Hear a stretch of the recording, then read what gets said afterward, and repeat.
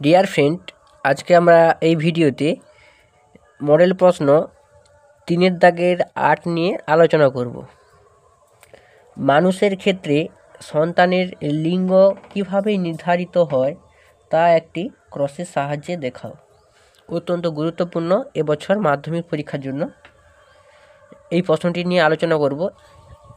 এই প্রশ্নটি West Bengal secondary education board অনেক রকমভাবে ঘুরিয়ে ফিরিয়ে দেয়। তো তোমাদের এই প্রশ্নগুলি কত রকমভাবে দেয় একটু জেনে নাও। এই প্রশ্নটি হয়তো দিতে পারে, সন্তানের লিঙ্গ নির্ধারণে বাবার ভূমিকায় মুখ্য, একটি চেকার বোর্ডের সাহায্যে বক্তব্যটির সত্যতা যাচাই করো। এই প্রশ্নটি অনেক রকমভাবে তাহলে দিতে পারে। মানুষের ক্ষেত্রে সন্তানের লিঙ্গ কীভাবে নির্ধারিত হয় তা একটি ক্রসের সাহায্যে দেখাও। তারপরে পুত্র ও কন্যা সন্তান সৃষ্টির বিষয়ে পিতার ভূমিকায় প্রধান, উক্তিটির সত্যতা যাচাই করো।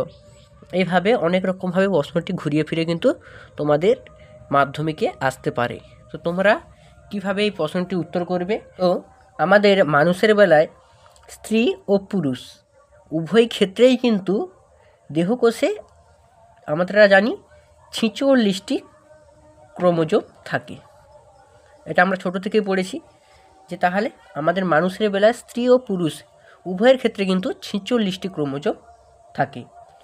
এই 46টি ক্রোমোজোমের মধ্যে 22 জোড়া বা 44টি থাকে অটোজোম।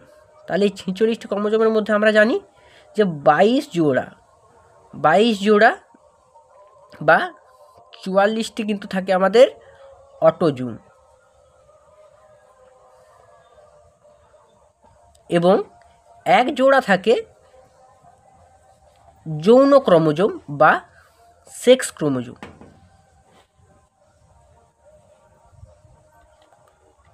যৌন ক্রোমোজোম বা সেক্স ক্রোমোজোম আমরা এটা ছোটোবেলা থেকে জেনে আসছি। তাহলে স্ত্রী পুরুষে অটোজোমগুলির মধ্যে কোনো আমরা পার্থক্য কিন্তু খুঁজে পেতে পারি না, এর ভিত্তিতে নির্ভর করি। কিন্তু এই যে 1 জোড়া সেক্স ক্রোমোজোমের বেলায় তখন কি হয় না, স্ত্রী দেহকোষে 2টি এক্স ক্রোমোজোম এবং পুরুষ দেহকোষে থাকে 1টি এক্স ক্রোমোজোম ও তার সাথে 1টি ওয়াই ক্রোমোজোম। এর থেকে মনে করা যায় কি না, এটা এক্স এক্স প্রকৃতি এবং এটা এক্স ওয়াই প্রকৃতি। এটা আমরা জানলাম। তাহলে এর উপর কিন্তু ভিত্তি করে মানুষের লিঙ্গ নির্ধারিত হয়। এবারে কি হয় না, স্ত্রীর এক্স ক্রোমোজোমের সাথে, অর্থাৎ স্ত্রীর এক্স এক্স ক্রোমোজোমে থাকে যখন পুরুষের এক্স ক্রোমোজোমে, তাহলে কি হলো না, স্ত্রীর এক্স ক্রোমোজোমের সাথে যখন পুরুষের এক্স ক্রোমোজোমের মধ্যে মিলন হয় তখন কি হয় না, তখন কন্যা সন্তানের সৃষ্টি হয়। আবার যখন স্ত্রীর এক্স ক্রোমোজোমের সাথে পুরুষের ওয়াই ক্রোমোজোমের মধ্যে মিলন হয় তখন কিন্তু পুত্র সন্তানের সৃষ্টি হয়।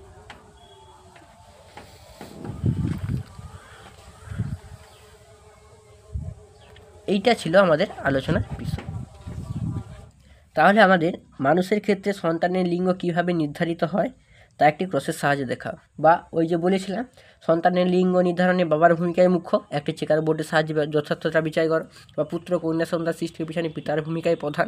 একই প্রশ্নের উত্তর থাকলে তোমরা কীভাবে চেকার বোর্ডের সাহায্যে প্রথমে দেখাবে, এইভাবে দেখে নাও যে প্রথমে এখানে খাতার উপরে একটা করে দেবে একটা মাতা এবং এক সাইডে লিখে দেবে পিতা, হয়ে গেল।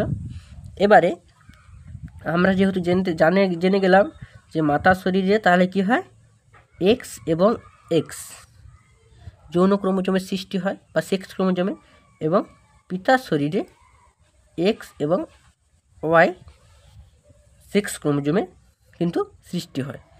তাহলে মাতার শরীরে কী কী দেখা যায় না, এক্স এবং এক্স ক্রোমোজোম দেখা যায়।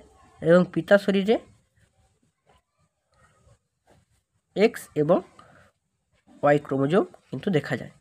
এবার যখন মাতা ও পিতার মধ্যে মিলন ঘটে তখন আমরা কি দেখি না, যখন মাতার এক্স ক্রোমোজোমের সাথে পিতার এক্স ক্রোমোজোমের মিলন ঘটে তখন কিন্তু মেয়ে বা কন্যা সন্তানের জন্ম হয়। এবং মাতার এক্স ক্রোমোজোমের সাথে যখন পিতার ওয়াই ক্রোমোজোমের মিলন ঘটে তখন কি হয় না, পুত্র সন্তানের সৃষ্টি হয়।